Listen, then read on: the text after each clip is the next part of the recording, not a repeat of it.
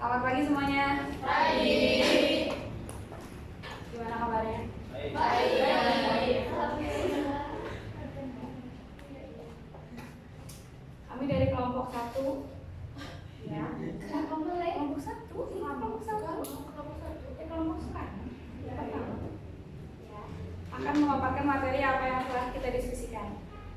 Saya Raffi Nalila Putri. Saya Novia Legesani. Saya Herani. Saya Yudha Jaulia. Saya dari Balikpapan. Ya, selamat mendengarkan.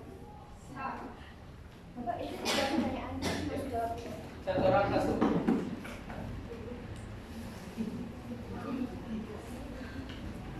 Oke. Pertanyaan nomor 1. Mengapa faktor ekonomi dianggap sebagai penyebab utama meningkatnya angka putus sekolah? Karena faktor ekonomi adalah suatu faktor yang tidak bisa dikatakan mudah. Meskipun seseorang telah melakukan kerja kontak-kaki atau telah bekerja keras, memang kalau misalkan emang nggak bisa mencukupi, ya pasti tidak akan cukup. Tidak bisa dipaksakan juga. Bahkan angka pengangguran atau buruh di Indonesia yang dibayar tidak sesuai harga itu banyak sekali. Kalian juga misalkan lihat banyak kasus dan misalkan berita yang buruh AIS yang sangat diperlakukan eksploitasi tenaganya. Nah, sedangkan sekolah pendidikan setelah SMA itu diharuskan membayar dengan angka yang tidak sedikit dan tidak banyak beasiswa yang disediakan, jadi masih ada ketimpangan di sini. Pertanyaan nomor 2, apabila dikaitkan dengan Pancasila, kasus tersebut merupakan ketidaksesuaian dari sila keberapa? Jawabannya dari sila kelima, karena di mana seharusnya negara memberikan atau menjamin hak setiap negaranya untuk mendapatkan keadilan berupa pendidikan yang dapat diterima oleh semua warga negara. Tetapi sampai saat ini kenyataannya keadilan dalam masalah pendidikan masih belum merata. Kayak di pelosok-pelosok di pedalaman itu kan masih belum tersentuh.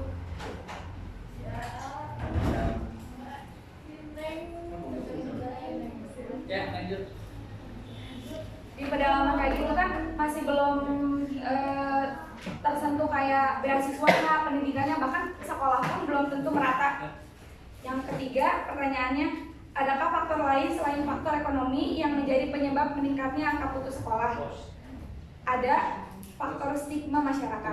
Stigma masyarakat khususnya di daerah yang terpencil seperti area kampung banyak yang tidak memedulikan kepentingan pendidikan karena merasa itu hanya membuang uang saja dan mereka lebih memilih menyuruh anaknya bekerja di kota besar agar mendapat uang dan membantu keluarga. Ini seringkali terjadi pada masyarakat yang masih dilatar belakangi pendidikan minim sehingga pemikirannya pun tidak mengarah pada ke masa depan anak itu sendiri. Arahnya hanya realistis kepada materi. Pertanyaan yang keempat, pada saat ini pemerintah telah mengeluarkan berbagai kebijakan untuk menanggulangi permasalahan ini. Di antaranya dengan memberikan bantuan operasional sekolah, beasiswa, sekolah gratis, dan sebagainya. Menurut Anda, apakah upaya pemerintah tersebut sudah berhasil? Kemukakan indikator keberhasilan. Dia berhasil. Seperti yang mendapatkan beasiswa penuh saat perkuliahan yang tidak membayar sampai lulus. Tapi tidak bisa dikatakan 100% berhasil karena pada kenyataannya bantuan sosial banyak yang salah sasaran orang dan penamaan orang.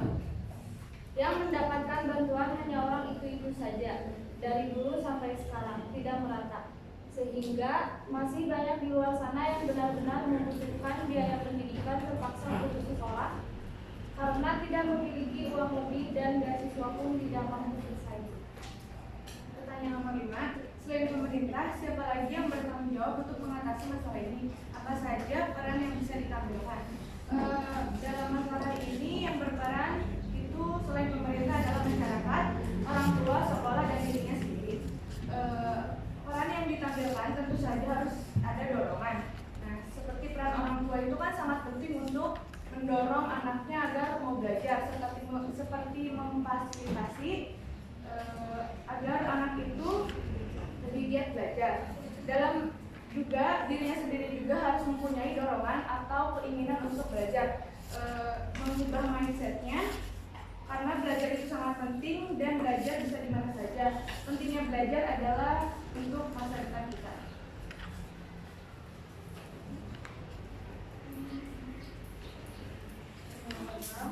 solusi yang Anda ajukan untuk mengatasi masalah ini? Bagaimana strategi khusus supaya solusi ini berhasil? Untuk mengatasi hal ini, mungkin harus mengadakan banyak penyuluhan mengenai kepentingan pendidikan di kalangan masyarakat, karena tidak sedikit masyarakat ataupun anak-anak yang beranggapan kalau pendidikan itu juga penting, karena pada akhirnya mereka harus bekerja dan menikah. Ini perlu ditanggulangi bersamaan dengan program pemerintah yang harus lebih merata.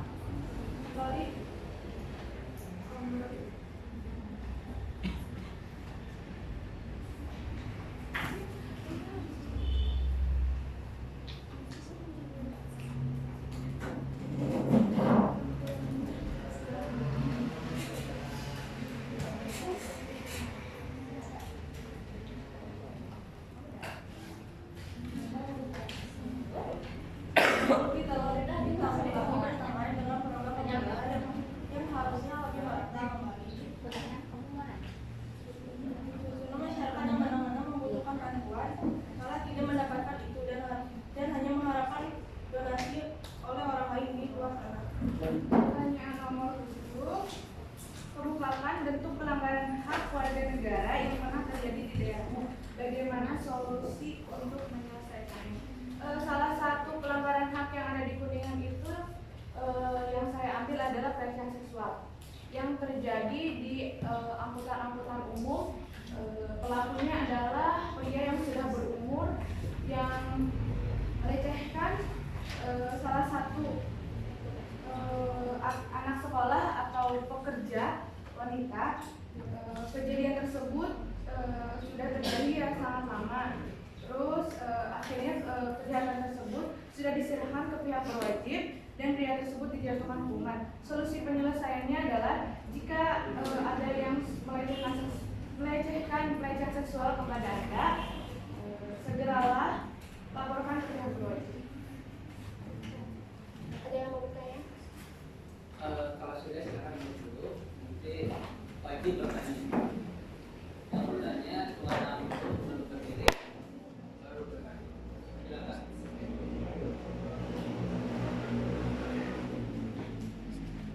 Boleh diulangi nggak tadi jawabannya nomor 1? Maaf, yang bertanya perkenalkan dulu. Nama saya dari Nama saya Adina Nasari dari kelompok Gatot Subroto. Boleh.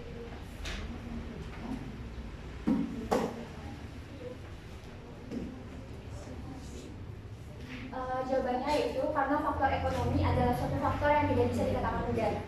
Meskipun seseorang telah melakukan bekerja keras ataupun panting, apabila memang tidak mencukupi, pasti tidak akan cukup. Tidak bisa dipaksakan. Belum lagi angka pengangguran atau buruh di Indonesia yang dibayar tidak sesuai harga dan itu banyak sekali. Sedangkan sekolah pendidikan setelah SMA itu diharuskan membayar dengan angka yang tidak sedikit dan tidak banyak beasiswa yang disediakan, jadi masih banyak ketimpangan di sini. Kan izin menyapa ya. Kan menurut kalian kalau misalkan ekonomi itu nggak bisa dipaksakan, tapi menurut kita tuh ekonomi itu bisa dipaksakan karena kan ekonomi itu menyangkut sama rezeki seseorang. Nah, rezeki seseorang itu kan bisa diusahain gitu. Kalau misalkan kitanya punya tekad, punya pengen tujuan itu, pasti kan bisa berusaha. Jadi gak pasti bisa dipaksain. Bukan kita bisa bersyukur. Iya, bakalan bersyukur. Silakan ditampung dulu aja. Ditampung dulu nanti dijawab. Kalau penyegawan nanti aja kalau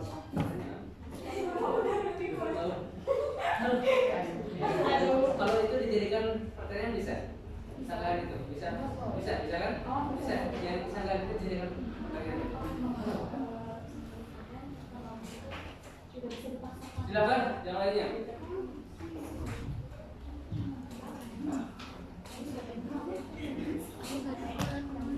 Yang laki-laki mana suaranya laki-laki? Aku gak di.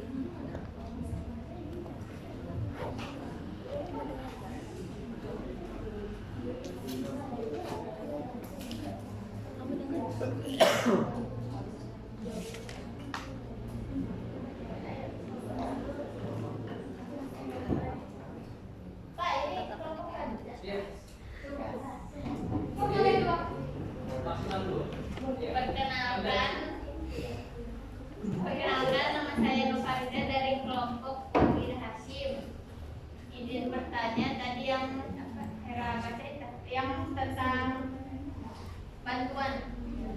Nah itu kan ada keterangan nggak, jadi yang diberi bantuannya tuh yang itu aja. Nah kenapa hal tersebut bisa terjadi? Asik. Ya silakan selanjutnya. Soal tangan gitu, silakan.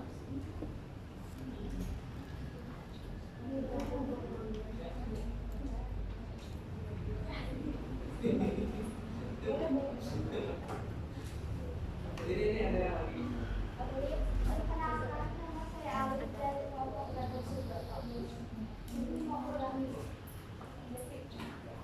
Solusi yang Untuk mengatasi hal ini, mengadakan pajak pendidikan mengenai kepentingan pendidikan di kalangan masyarakat. Karena tidak sedikit masyarakat ataupun anak-anak yang mengatakan kalau pendidikan itu juga penting, karena pada ujungnya mereka harus bekerja dan menikah. Jadi perlu ditanggulangi bersamaan dengan program pemerintah yang harusnya wajib merata kembali, sehingga masyarakat yang harus mendapatkan biaya sehingga merata, karena banyak kasus masyarakat yang benar-benar membutuhkan bantuan dan hanya mengharapkan donasi dari orang lain. makanya isu yang menyebabkan apa? Menikah. Supaya tahu gimana cara melaksanakan.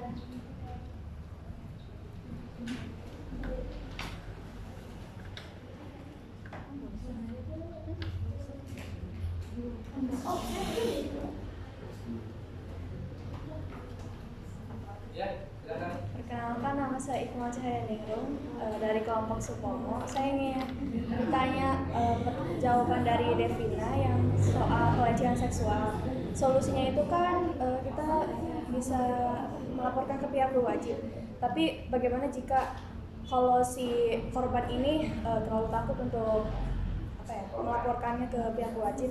Soalnya kan kalau pelecehan seksual itu baik yang beranggapan korbannya itu karena pakaiannya atau apa, jadi kayak ngerasa rendah diri gitu, ngerasa malu gitu lah. Jadi gimana solusinya biar mendorong dia untuk melaporkan ke pihak berwajib?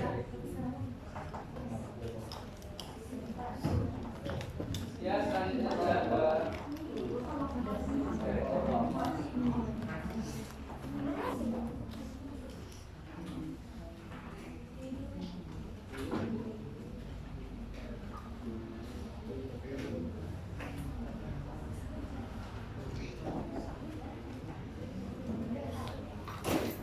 dua kelompok lagi. Dua kelompok bertanya. Silakan. Jadi perkenalan dari kelompok Gracias. Iya. Gracias.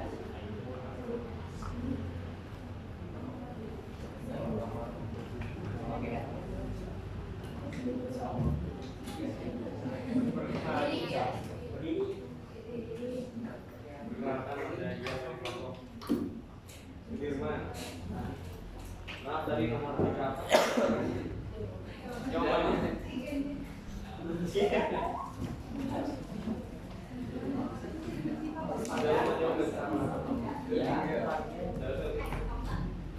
Faktor lain dari selain faktor ekonomi yang menjadi penyebab meningkatnya angka putus sekolah, ada faktor stigma masyarakat. Stigma masyarakat khususnya di daerah yang terpencil seperti area kampung, banyak yang tidak memedulikan kepentingan pendidikan karena merasa itu hanya membuang-buang saja, dan mereka lebih memilih menyuruh anaknya bekerja di kota besar agar mendapatkan uang dan membantu keluarga. Ini seringkali terjadi pada masyarakat yang masih di latar belakangnya pendidikan yang minim, sehingga pemikirannya pun tidak mengarah pada masa depan anak itu sendiri, artinya hanya kepada realistis saja. Tadi kan yang disebutkan sama Novia ada faktor lain, yaitu faktor stigma masyarakat. Nah, solusi dari stigma masyarakat itu bagaimana?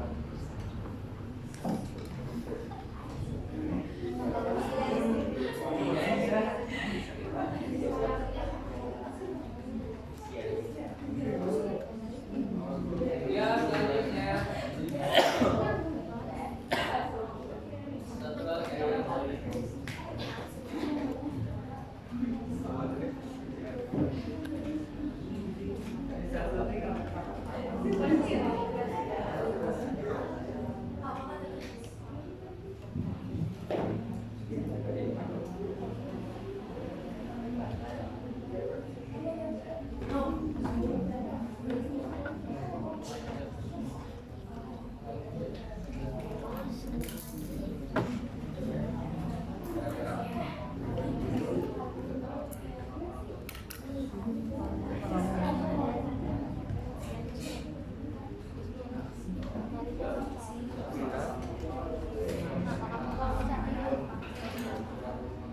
Ini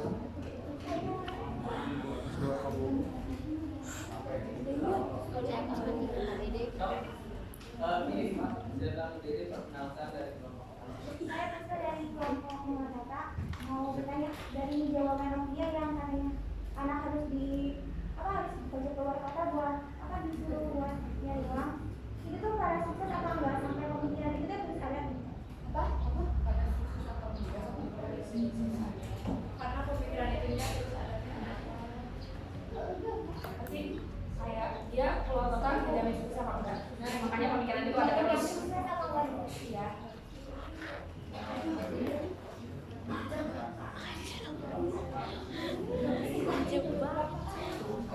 Oke, yang terakhir Bapak ya? Iya Pak.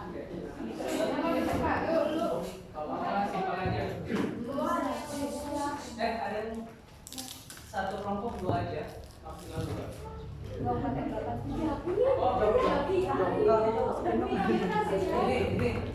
kelompok ini, oh ya maksimal ya.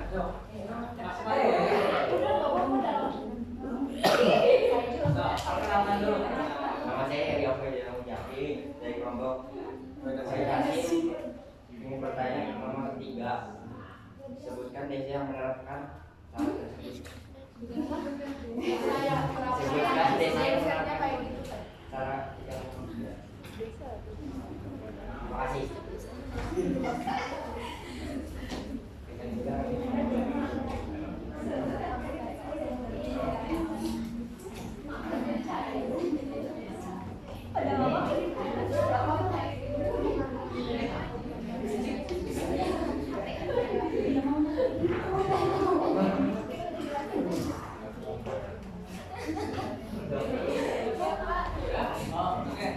Mau tanya nih. Jadi gini, untuk kelompok 1 sekarang kan akhir-akhir ini lagi viral. Jadi ada mahasiswa Indonesia yang kuliah ke luar negeri dibiayai pemerintah PDP beasiswa.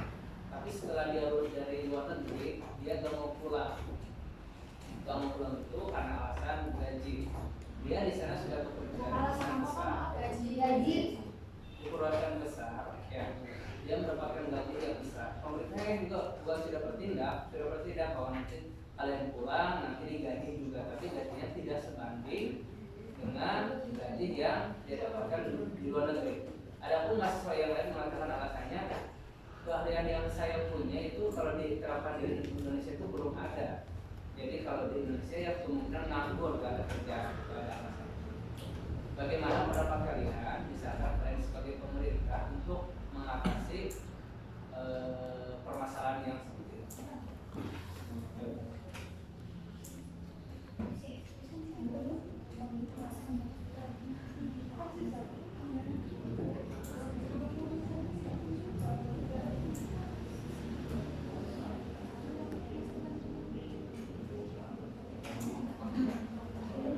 Langsung dijawab aja, berarti jawabnya.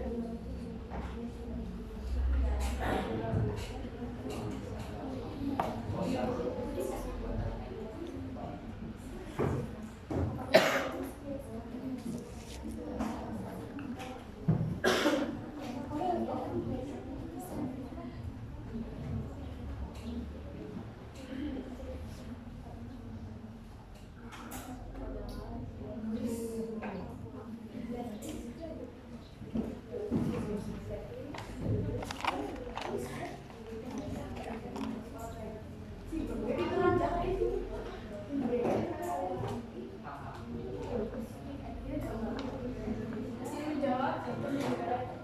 Dari pertanyaan Iqbal, kan katanya bagaimana sih kalau misalnya orang itu mau kayak gak punya takut buat melapor ke pihak berwajib gitu. Nah kan kalau misalnya faktor pelecehan seksual itu biasanya dari dirinya sendiri juga kan, dia berpakaian gitu. Terus emang dari oknumnya itu dia tuh mau mencari kepuasan tersendiri gitu. Nah, kalau misalnya ingin mengumpulkan keberanian, mungkin dari dirinya sendiri itu dia tuh harus mempunyai mindset bahwa apakah aku rela gitu dilecehin kayak gitu kan. Jadi dianya juga juga pasti ngerasa ini biar oknum ini tuh gak menyebar gitu, gak banyak korban seperti dia, ya dia juga harus melapor ke pihak berwajib gitu. Keinginan dari dia sendiri. Kalau selain dari diri sendiri, dari apa lagi? Hubungan orang tua juga bisa keluarga. Kayak dia kan biasanya mau cerita tuh ke sahabat-sahabatnya gitu, kayak ih tadi aku dilecehin di angkot gitu. Nah terus kayak pasti juga ada dukungan dari sahabatnya kayak kamu harus lapor dong biar gak ada korban lagi. Gimana? Puas? Kelompok Supomo yang lainnya puas?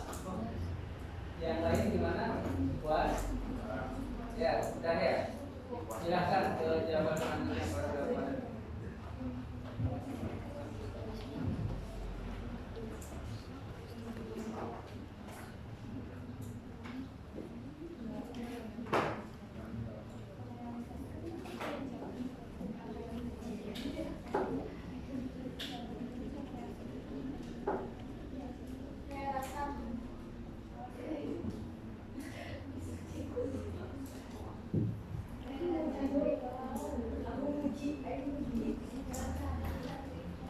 Jawab dari pertanyaan dari Dias. Tadi pertanyaannya solusi dari faktor stigma masyarakat. Ini nyambung kayak jawaban dari nomor 6. Mengatasinya itu bisa mungkin harus diadainya banyak penyuluhan mengenai kepentingan pendidikan di kalangan masyarakat. Gimana caranya pemerintah ngadain penyuluhan ini sampai bisa mengubah mindset masyarakat itu sendiri?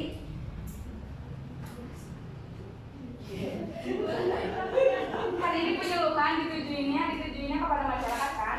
Nah penyuluhan ini tuh gimana caranya biar mindset si masyarakatnya itu berubah tentang pentingnya pendidikan. Yes, gimana? Paham ya? Kemarin juga Kalau belum sesuai, tanya lagi aja.